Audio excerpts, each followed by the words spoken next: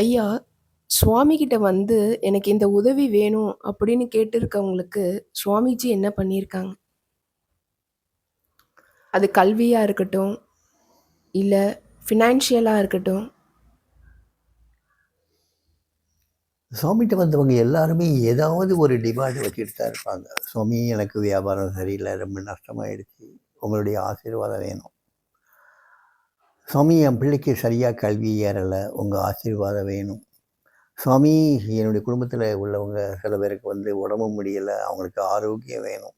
இந்த மாதிரி டிமாண்ட்ஸ் எப்பயும் இருந்துகிட்டே தான் இருக்கும் சுவாமிகிட்ட.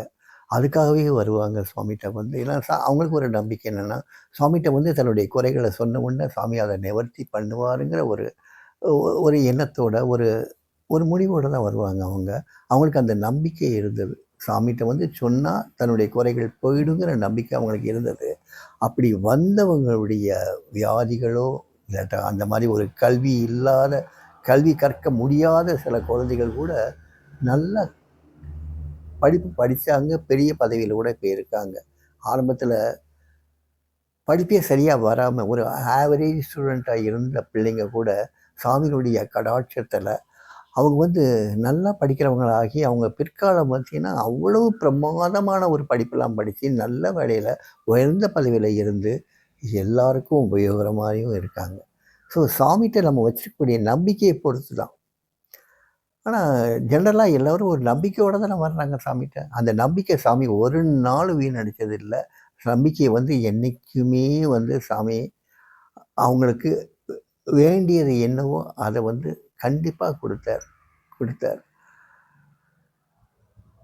சிலவங்களுக்கு பொருளாக கொடுத்தார், சிலவங்களுக்கு அவங்களுடைய மனப்பிரச்சனைகளை தீர்த்தார். கடன் பிரச்சனைகள்னாவே மனப்பிரச்சனைகள் தான். அந்த கடன் பிரச்சனைகளை தீர்த்தார். சிலவங்களுக்கு சச்சரவுகள் குடும்பத்தில் எப்பயுமே இருந்துகிட்ருக்கும், அந்த சச்சரவுகளை தீர்த்தார். இன்னும் சிலவங்களுக்கு என்னென்னா நோய் பிணி இந்த மாதிரிலாம் இருக்கும்.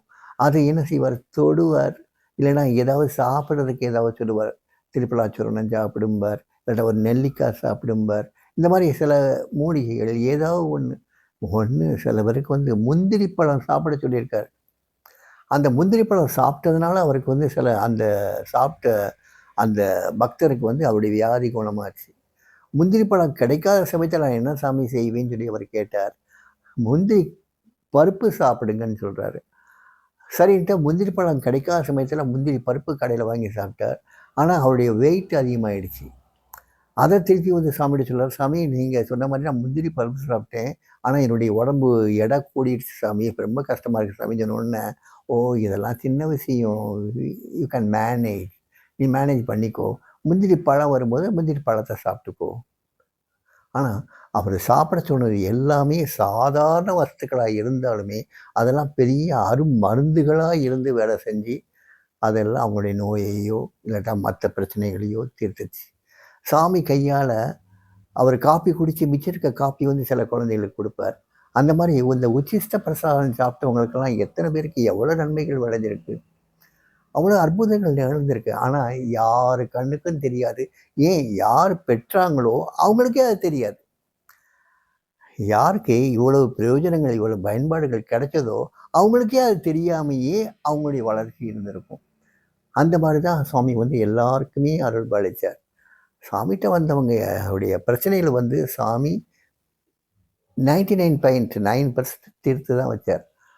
ஏதோ 1, 2 அவங்களுக்கு அந்த நம்பிக்கை இல்லாததுனால கொஞ்சம் குறையா நடந்திருக்கலாம். அவ்வளோதானே தவிர்த்து சாமிகிட்ட வந்தவங்க ஒரு நாளும் வெறும் கையோடு போனதே கிடையாது.